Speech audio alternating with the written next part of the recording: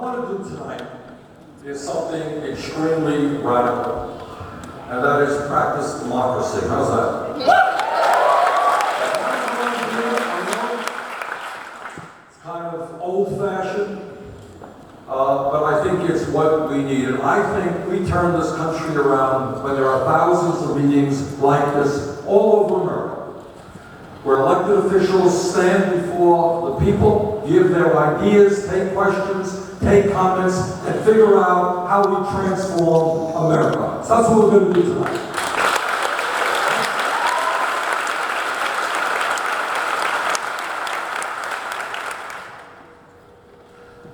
In my view, we need in this country, at this particular historic moment, a political revolution.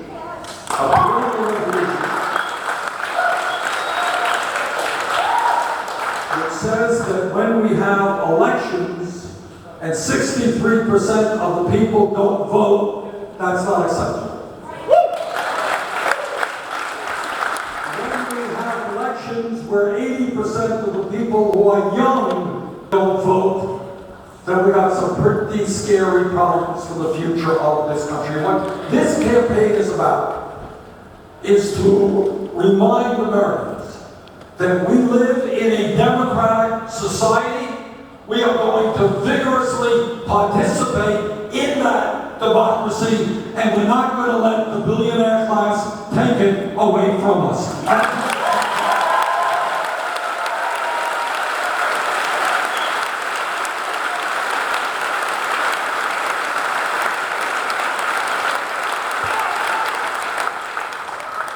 Let me be very blunt and straightforward and tell you what this campaign is about. What are the issues that are out there that we need to discuss, that we need to educate ourselves on, that we need to organize around? I start off with what I consider to be the most significant moral issue facing our country, the most significant economic issue facing our country, and the most significant political issue facing our country, and that is the grotesque level of income and wealth inequality.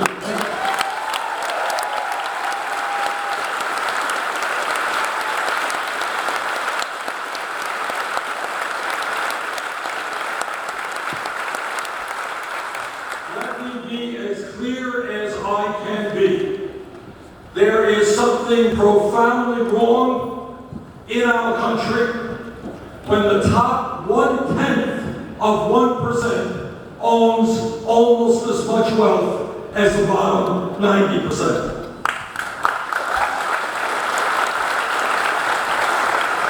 There is something profoundly wrong when 99% of all new income generated in America today goes to the top 1%.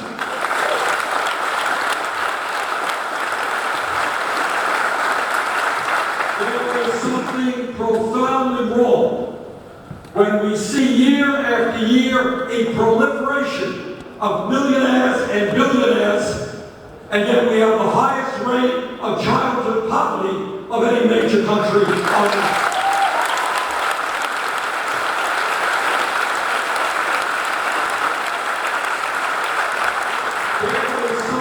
Profoundly wrong when one family, the Walton family that owns Walmart, owns more wealth itself, one family, than the bottom 130 million Americans.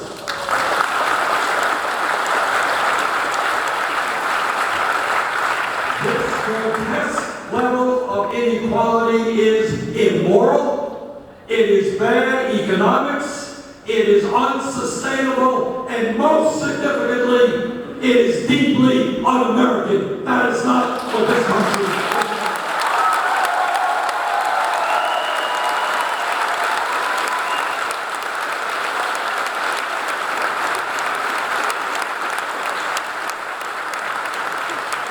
This type of rigged economy is not the America that you and I want to see, and together And as your president, we are going to change it fundamentally.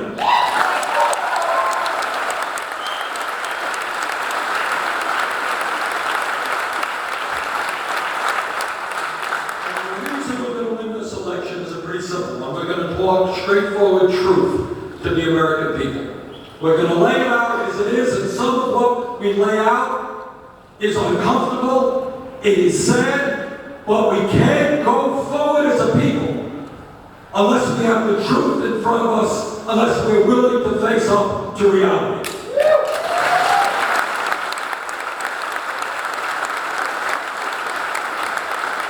And when we talk about economic reality, it's not just the grotesque level of income and wealth inequality.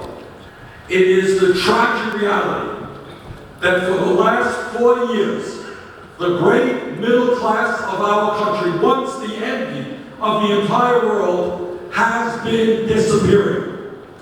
Despite exploding technology, despite a huge increase in worker productivity, median family income today is almost $5,000 less than it was in 1999. And in Vermont, in New Hampshire, and all over this country, people are working longer hours for lower wages. That cannot continue.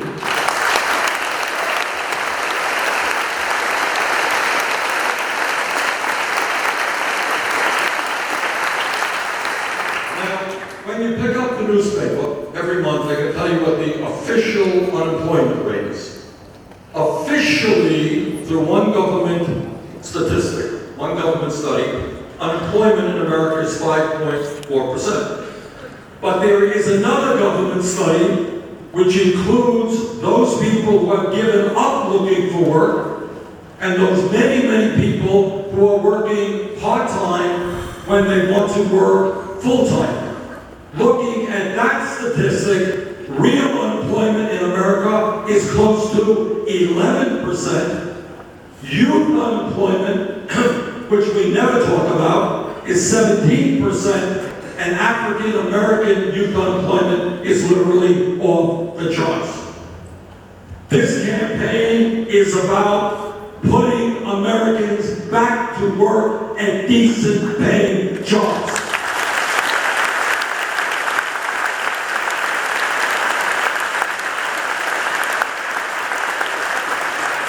It is about creating an economy that works for all of the people and not just a handful of billionaires. That's what this campaign is about.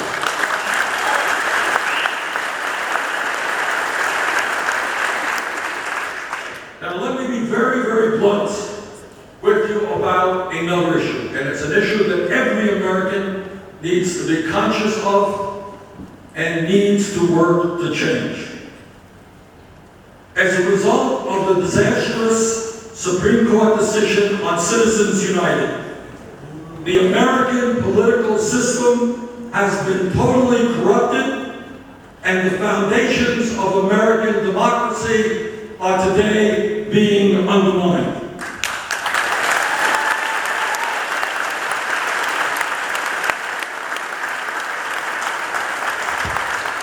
Essentially, what the Supreme Court said is that, okay, billionaires own much of our economy, but now they're going to be allowed to own the United States government and state governments as well. This is not what democracy is about.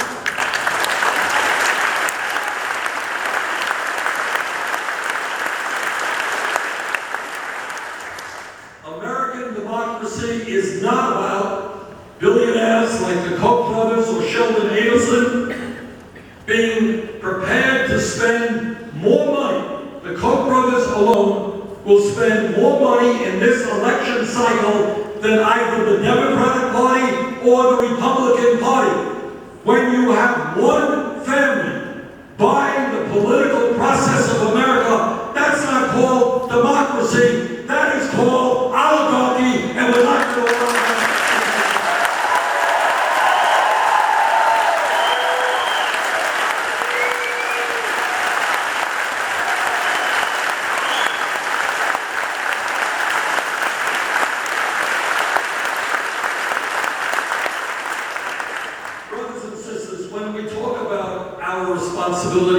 as citizens, as adults, as parents. There is nothing more important than leaving this country and our entire planet in a way that is habitable for our kids and our grandchildren. That is a moral responsibility.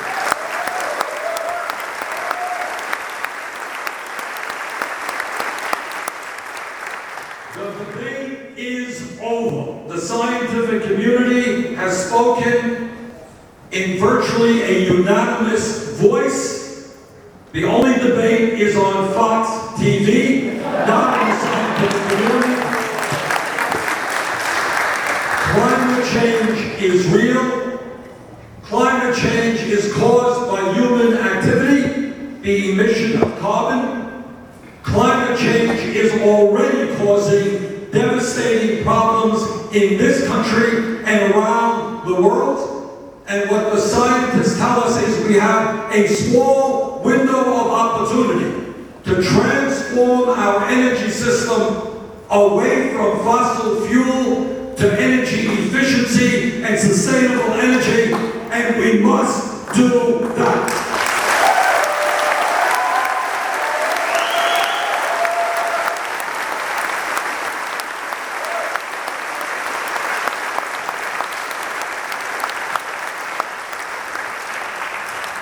Now, the great challenge that we have politically, very simple. In the last election, 63% of the American people didn't vote. They didn't vote. People are giving up on the political process because they believe that government is not responding to the pain that exists in their lives. They are hurting, and government ignores their hurt. And our challenge together, it's not just my challenge, it's your challenge, because we've got to do this together, is to figure out a way to involve people in the political process so that they understand when we stand together around a clear, progressive agenda, when we hold elected officials accountable, when we demand that they represent us and not the billionaire class. When we do that, there is no end to what we can accomplish.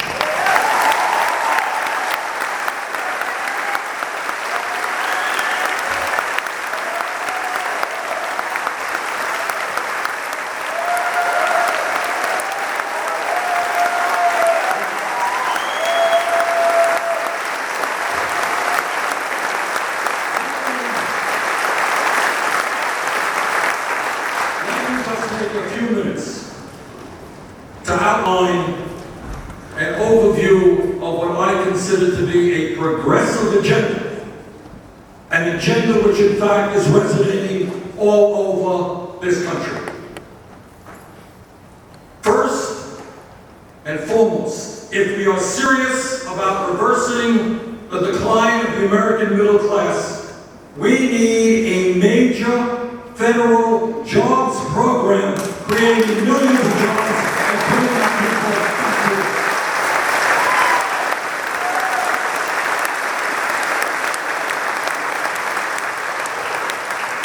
At a time when our infrastructure, our roads, our bridges, our rail system, our water systems, our wastewater plants, our levees, our dams, our airports, when all of these parts of our infrastructure are in decay, we have got to invest substantially in rebuilding our crumbling infrastructure. And when we do that, we not only make America more efficient, more productive, and safer, we can create millions of decent paid jobs. And that's exactly what we can do.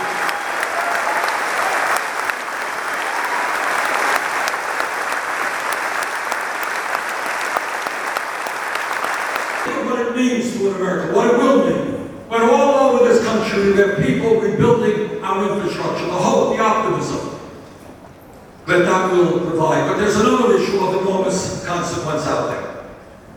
And that is that one of the major reasons why the middle class is disappearing has a lot to do with the deindustrialization of the United States. And that means that since 2001 in our country, we have lost almost 60,000 factories in New Hampshire, in Vermont, and all over this country, and millions of decent paying jobs. You all know that when you walk into a department store, it is harder and harder to purchase products manufactured in the United States of America. You are looking at a U.S. Senator who voted against NAFTA, against CAFTA,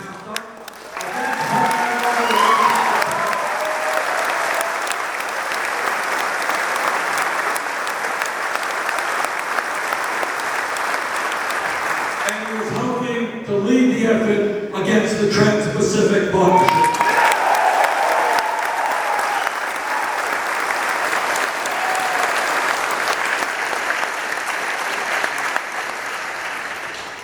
What corporate America has done, and by the way, if you want to know anything about the TPP, all you need to know is that virtually every major corporation, the pharmaceutical industry, Wall Street thinks it is a great deal. On the other hand, every trade union in this country, virtually all the environmental groups and many religious groups are opposed to it. I'll stand with those people who are opposed to it.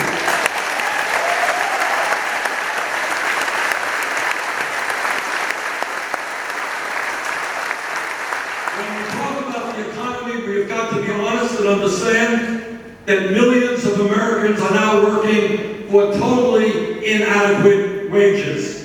The current federal minimum wage of $7.25 an hour is a starvation wage. It has got to be raised. We need a living wage of $15 an hour.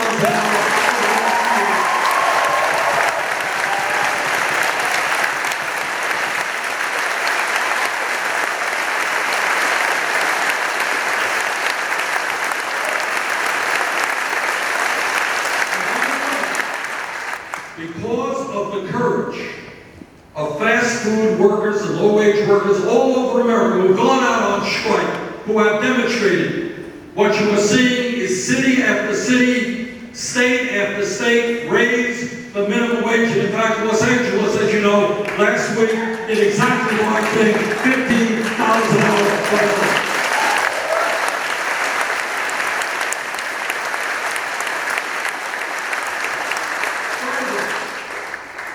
Further, we must establish pay equity for women workers 78%.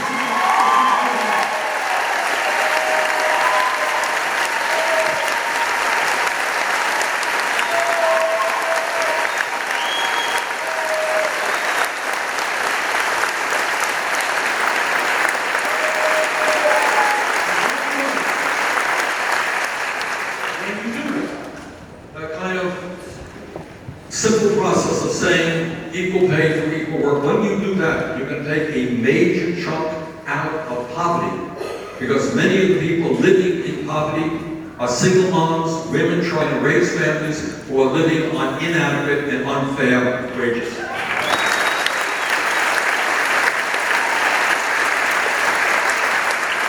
When we talk about income and the crisis facing the middle class, understand that today we have millions of low-wage workers who are working 50, 60, 70 hours a week, and they don't get overtime pay.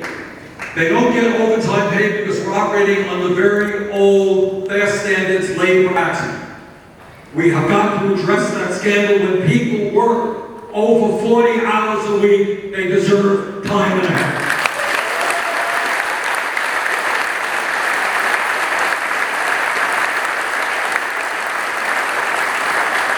We have also got to fight for paid sick leave and guaranteed vacation time.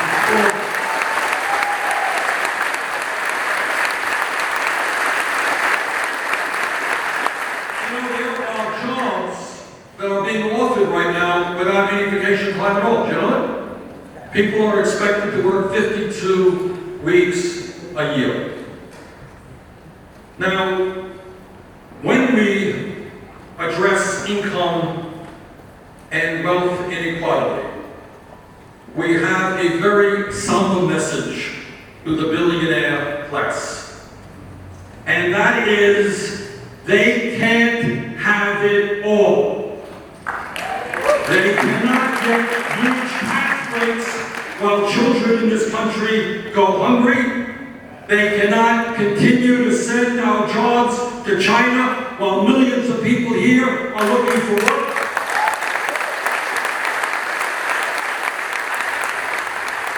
They can't hide their profits of hundreds and trillions of dollars of profits in the Cayman Islands, Bermuda, and other tax havens.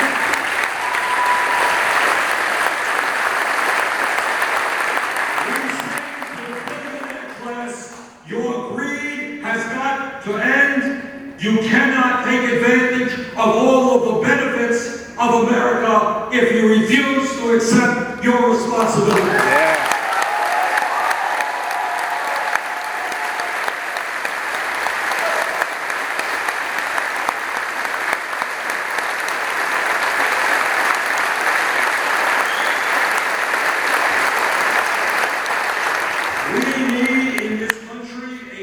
System which is fair, which is progressive, which demands that wealthy individuals and profitable corporations start paying their fair share of taxes.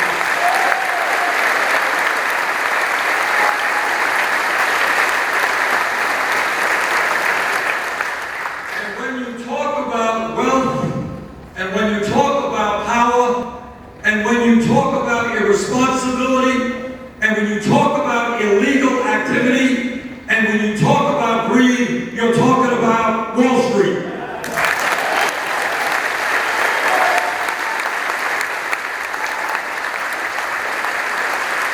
It is time to break up the largest financial institutions in this country.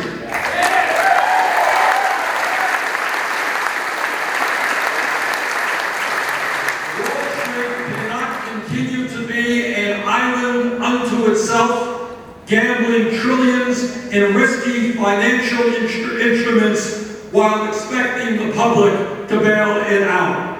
If a bank is too big to fail, it is too big to exist.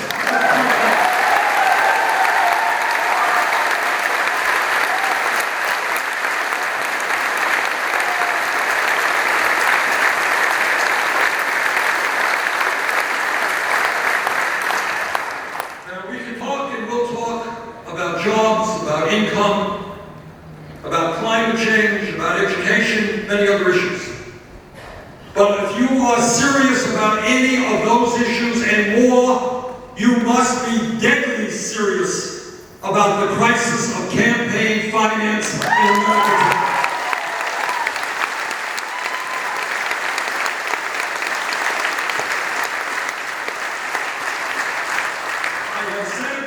And I say it again. As President of the United States, I will not nominate any candidate for Justice of the Supreme Court who is not prepared to overturn this disastrous system.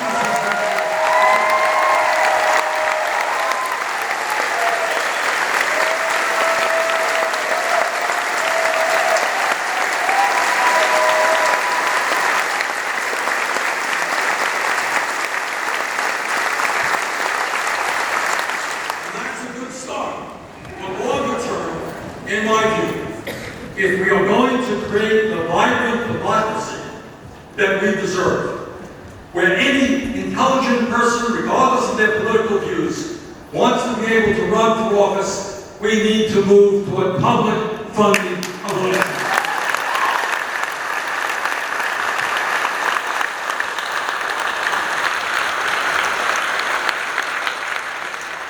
Today, the United States remains the only major nation on earth that does not guarantee health care for all everyone.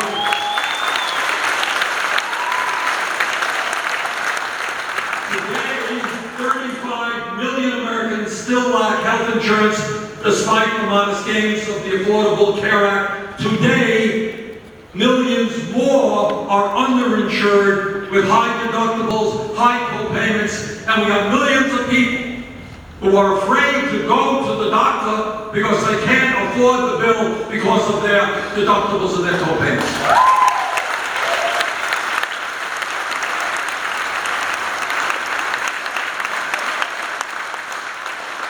In my view, the United States of America must join the rest of the industrialized world and guarantee health care to all of our people as a right.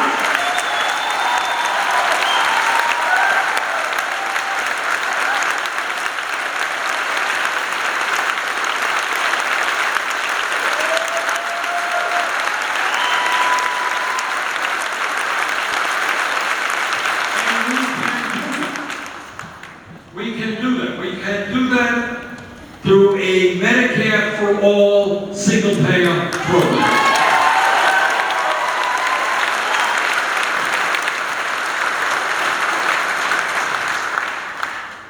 At a time when millions of Americans are struggling to keep their heads above water economically, at a time when working families in New Hampshire, Vermont, and all over this country are worried about how they're going to put food on the table for their kids, at a time when so many people who are 50, 55, 60, and who have nothing in the bank are worried about how they're going to retire with dignity.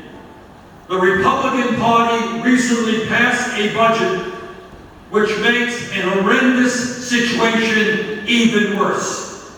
If you can believe it, and do believe it, because I'm the ranking member of the Budget Committee, and I know something about this. What the Republican budget did was throw 27 million Americans off of health insurance by ending the Affordable Care Act and making massive cuts in Medicaid. Can you imagine? We got 35 million people today without any health insurance. Our job is to guarantee health care to all people, and they simply throw 27 million people off of health insurance. And when you ask them, as I do, what happens to those people? How many of them die? How many of them become much sicker than they should have been? They have no response. None. But it's not only health insurance. They make massive cuts in Medicare. They make huge cuts to nutrition, and they cut the Pell Grant program by $90 billion.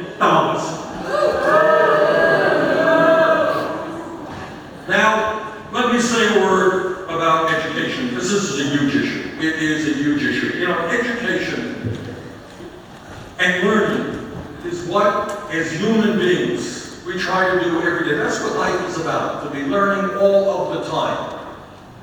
But in addition to that, we live, as everybody here knows, in a highly competitive global economy. That's just the facts. And we do not succeed as a strong economy unless we have a well-educated workforce. Everybody knows that. And yet, today, you have the tragic situation of hundreds of thousands of bright, qualified young people who have given up the dream of going to college because they simply can't afford it. And this is a tragedy for them, for their ability to make it into the middle class, but it is a tragedy for our country because we are using all of their intellectual capabilities. We're not allowing them to flourish intellectually, to become the doctors and the scientists and the nurses and the other professions we desperately need. How dumb can we be by allowing that to happen?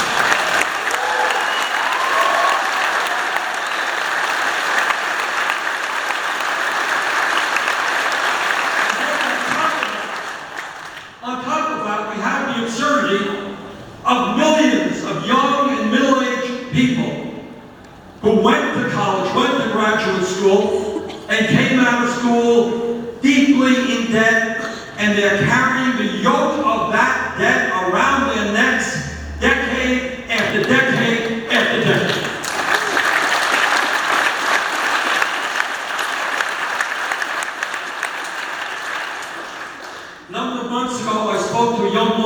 in Burlington who committed the crime of going to medical school, becoming a primary care physician, and working with low-income people, exactly what we need in America. And as a result of her going to medical school, she came out $300,000 in debt.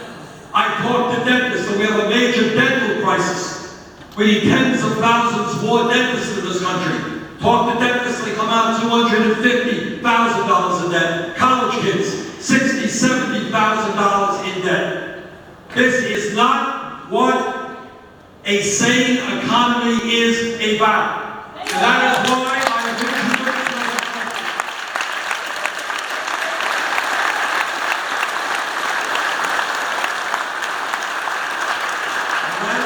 I have introduced legislation that would make public colleges and universities tuition free.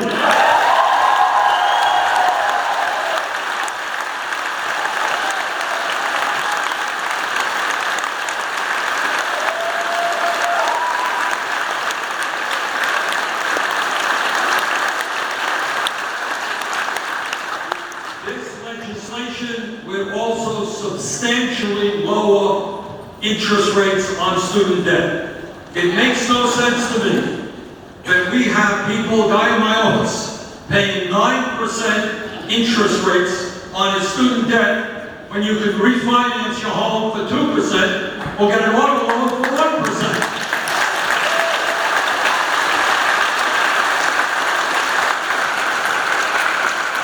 So this legislation would cut interest rates in half.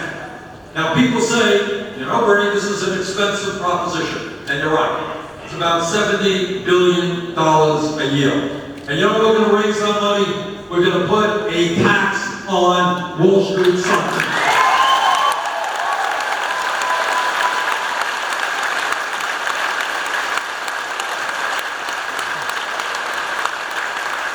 The taxpayers of this country bailed out Wall Street. It's time for Wall Street to bail out the middle class.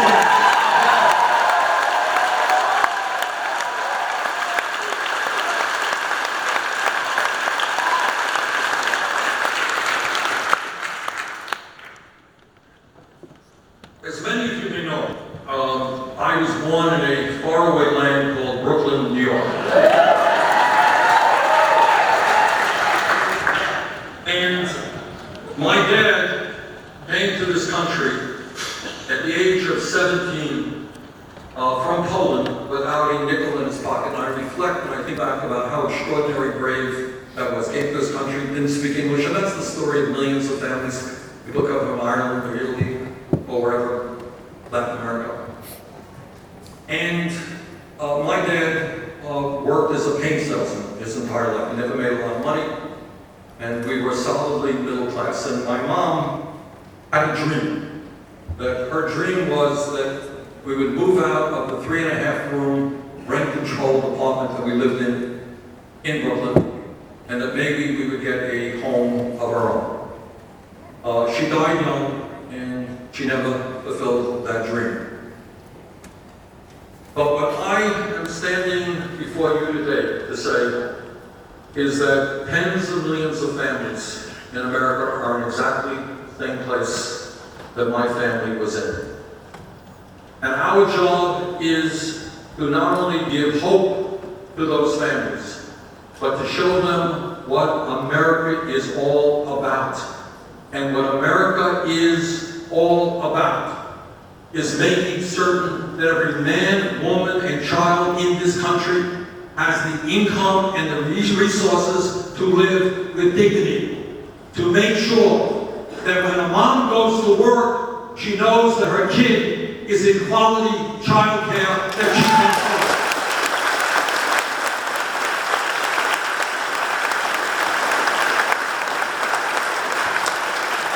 That parents know that regardless of the income of their family, their kid is going to get a college education.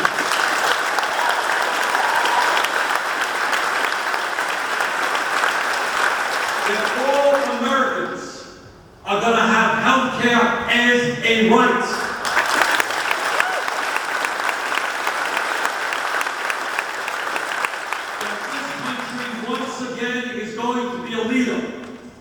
in changing and fighting the climate change disaster we see in front of us, and that we are going to be a leader not only for economic and social justice, but to do our best in a difficult world to create a world of peace.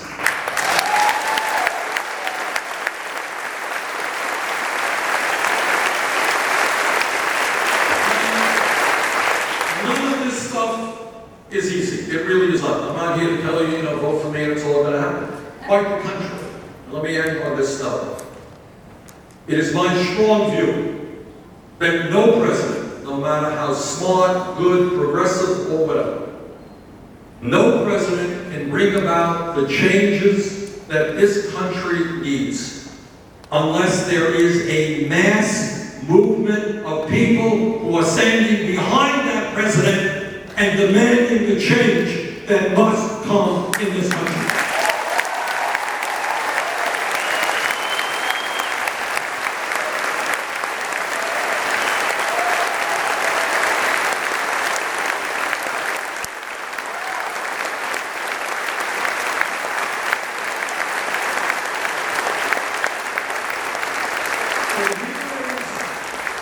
Here is the bad news for you all.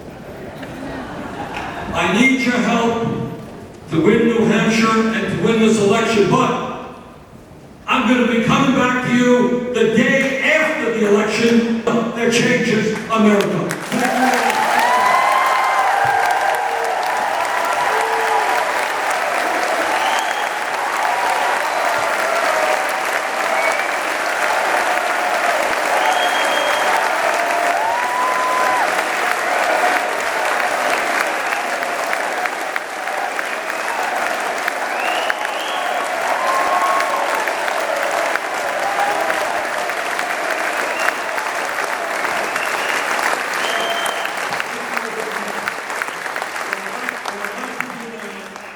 Is to take some questions and comments. Phil, raise your hand. Phil's in the middle line right here. Phil, are you the only one with the mic? Phil? You're the only one? All right, so raise your hand. Phil will find her. Stand up, give us your name, and what you say. Hello, my name is Persephone Bennett. I am a student at Rhode Island School of Design, and I have a question about your opinions on STEM versus STEAM education. STEM education refers to how we teach our children science and math and engineering skills that would lead them to fields that are such as medicine or mathematics or science. But every day I see new and creative problem solving and innovation that could not happen without art education. What is your stance on that?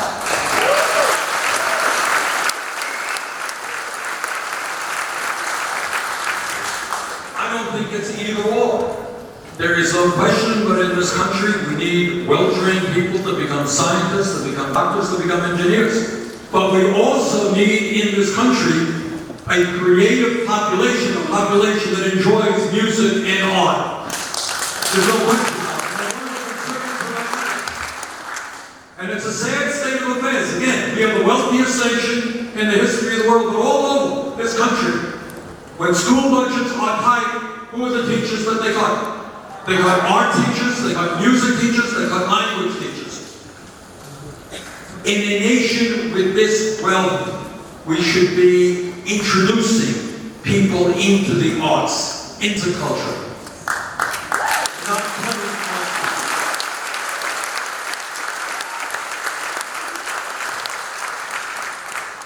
Yes, ma'am. Nancy Page. We have a law enforcement quota. 34,000 immigrants are to be detained daily. Congress mandates that for a price tag of $2 billion a year. We are about 60% of that is going to two corporations, Corrections Corporation of America and GEO. We are detaining people that present no immediate threat to themselves or us. And then we see a certain senator accepting campaign donations from one of those for-profit prisons. She's not talking about me, so be clear.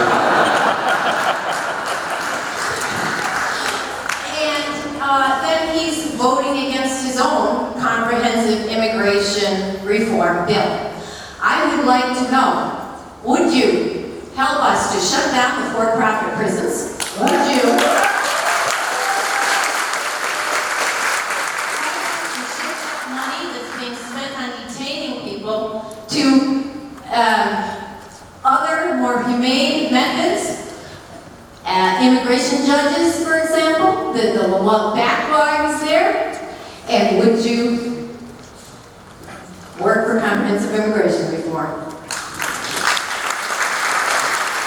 The answer is yes. But let me just amplify. I mean, clearly, one of the crises that we face in our nation is that we have more people behind bars than any other country on earth. And stop and think. China is a nation which is 3 or 4 times larger than we are population-wise. It is an authoritarian communist country, and we have far more people behind bars than does China.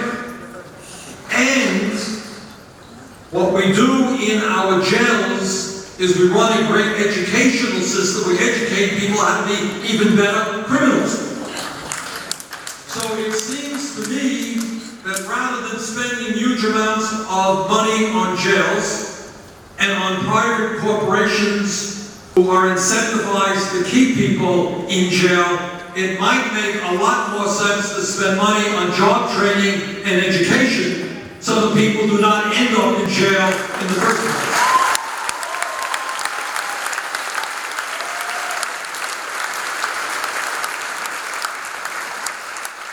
And yes, I am certainly in favor of comprehensive immigration reform. Yeah. Hi, my name is Matthew. I'm an education student at the University of Southern Maine in Portland. I always notice that our public schools spend so much time in this rigorous testing, taking weeks and time and energy out of the school year, and teachers having to teach to the test. What do you feel is the federal government's role in enforcing these tests and regulations for Well, I happen to be on the committee that deals with that stuff. And what I'm trying to do, and I think actually the committee will end up doing, because you have Republicans also in support, is end this absurd no child left behind.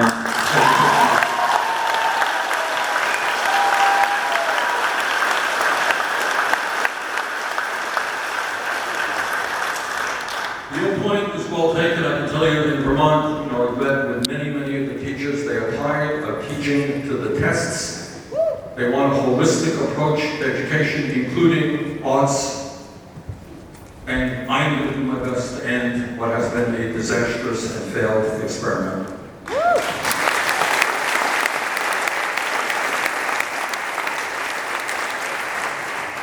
Good evening, Bernie. My name is Cliff Metcalf. I'm a business owner from Dover, New Hampshire. I'm very excited with what you said. I'm supposed to be a Republican, according to all that. How are you going to take this enthusiasm here and spread it across the country? It's a very simple question.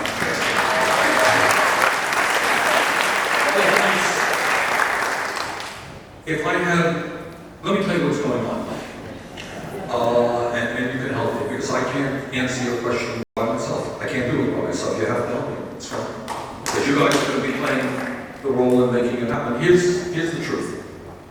Maybe 1 month ago, as my wife will tell you, I was not sure that I wanted to run for president.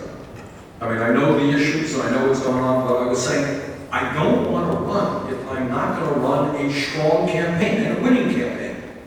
And the 2 questions that bothered me, that I kept thinking about, was number 1, is there the energy in this country for people to roll up their sleeves and really get involved, not just vote, but get involved in a door-to-door grassroots campaign? Is that there? Is that enthusiasm there? That's number 1. When we announced our intention, my intention to run for president, within several days, some 200,000 people went to BernieSanders.com to sign up for the campaign. 200,000 people.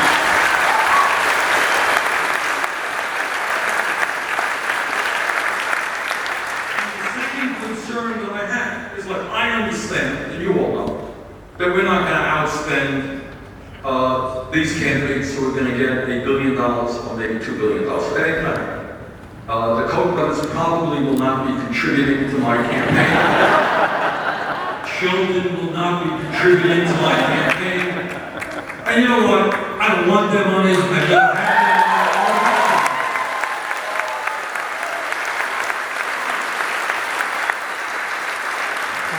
What I was uncertain about, and it still hasn't been resolved, is not can we raise as much or more than they. We can't raise as much as they do. They go to meetings of 20 people and they come out with their super PACs with $20 million. That Jeb Bush was very upset. He was saying to his people, you can't contribute more than $1 million. It's looking bad. So let me repeat that to the people in this room. I don't want any contributions of more than $1 million. But the question that I needed to ask is, could we raise the money? Not to outspend our opponents, but to run a credible campaign. And we've been in this thing for a couple of weeks now. We've raised over $5 million.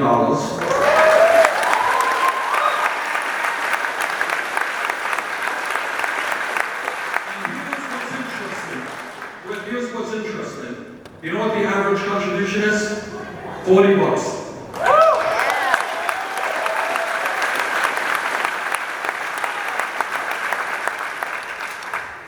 Now, to answer you, I think there is the energy out there, but here, let me throw it back to you, because at the end of the day, we're going to win this thing by running a grassroots, decentralized campaign. You know a lot more about Portsmouth, New Hampshire, than I and my staff do.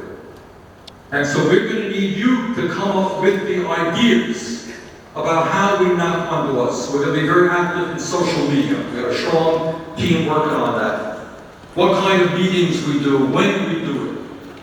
How do we use the telephone effectively? I need your help not only to do it, but to help develop the plan. We're running a grassroots campaign, and I'm throwing it back to you, Cliff. You help me do it. You guys get together and make it happen.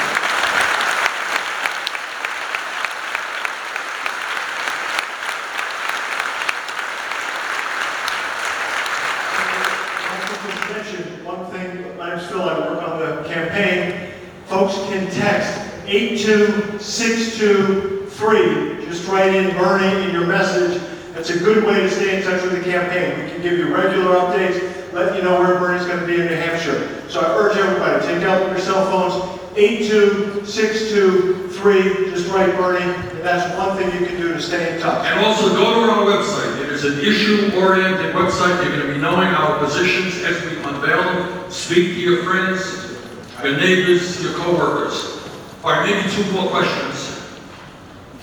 Hi, Bernie. My name is Carol Warren, and I guess this is more of a statement than anything. I have a son who is 18. He's severely autistic, and he's going to age out of the children's programs in a couple of years, and this is terrifying with all the cuts to Medicaid and disability, and I just wanted to know what you thought about this. Thank you, Carol. Now, Carol is speaking for millions of Americans. In her case, her kid is autistic. In other families, they have people in the family who have Alzheimer's. In other families, there is mental illness. That's what goes on. That's what life is about. Our Republican friends, as I mentioned, want to cut all of these programs. But that, to me, is not what this country is about. Our job, and certainly as president, I would fight to make it happen, is not only to provide health care to all and the care that all need.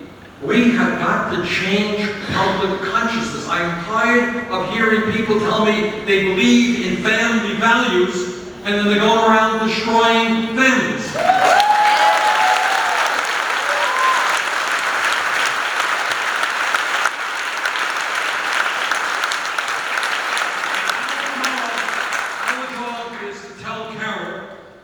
That her kid is our kid, and our children are her children. We've got to support her, she has got to support us. That's what community is about. That's what being an American is supposed to be about. And that's the consciousness that we have to have.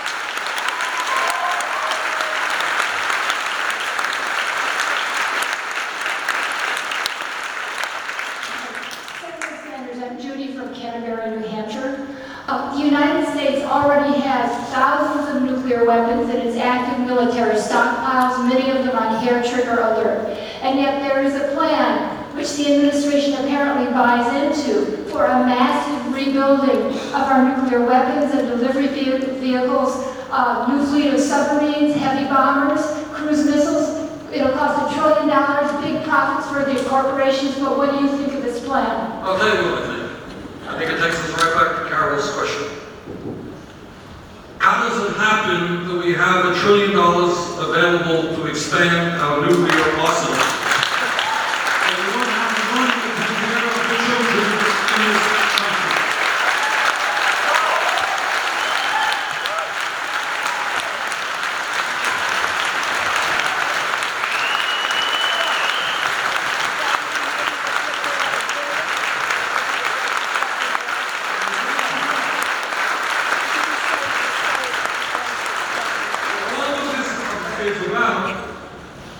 Is our national priorities. Who are we as a people? Does Congress listen to the military-industrial complex who has never seen a war that they didn't like?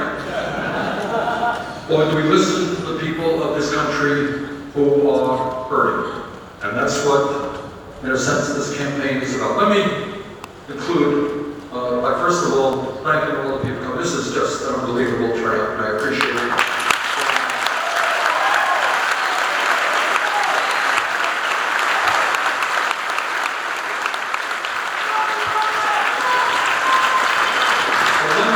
You, but I think people are catching on to. We're going to win this state.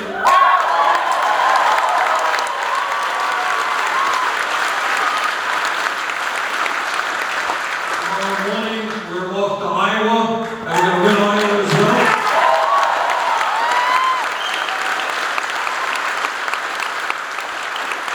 And when I see turnouts like this, and earlier today in Concord, we had a great turnout. We had one wonderful group of people coming out and helping. And when I see turnouts like this, what it tells me is the American people have had enough.